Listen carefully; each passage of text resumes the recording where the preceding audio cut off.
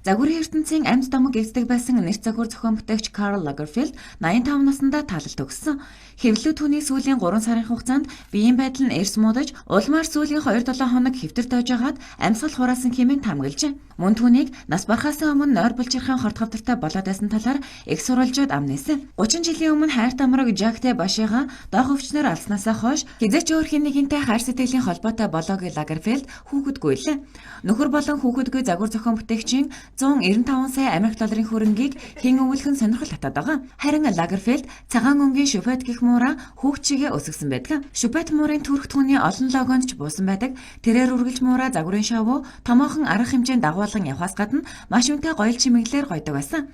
2012 онд Лагерфельд CNN агентлагт шүпет бол миний бүх зүйл зөвхөн минийх гэж ярьж байсан. Лагерфельд таалал төгссөн учраас түүний эд хөрөнгийг хэн өвлөж авах вэ гэдэг асуудал олонний анхаарлыг зүү ёсоор татаад байна. Тэгвэл 11 настай шүпет муур эзнийхээ нийт хөрөнгөөс тодорхой хувийг өвлөн авахар болсон талаар их сурвалжийн мэдээлэлээс иш татан Daily Mail сайт мэдээлжээ. Лагерфельдийн нийт хөрөнгө 195 сая Америк доллар гинэ. Гэхдээ одоогоор энэхүү мөнгөний хэдэн хувиуд мууранд ирэх нь тодорхойгүй байна. Гэрээсэлтэй Лагерфельд бүх хөрөнгөө муурандаа үлдээсэн гэх мэдээлэл ойрын их сурвалжууд мэдээлсэн. Түгэрч барахгүй шүпет муур загварын модель томоохон сэтгэлүүдийн нүрийг чимжээсэн. Шүпет муур эзнээсээ хамааралгүйгээр ойролцоогоор 3 сая Америк долларыг цуглуулж чадсан. Төрсөн цагаасаа дээдсийн хүрээлд амьдарсан шүпет муур хэрвээ дээрх мөнгийг бүгдийг нь өвлөн авбал тэрээр дэлхийн хамгийн баян гэрийн тижээмэл муур болох нь.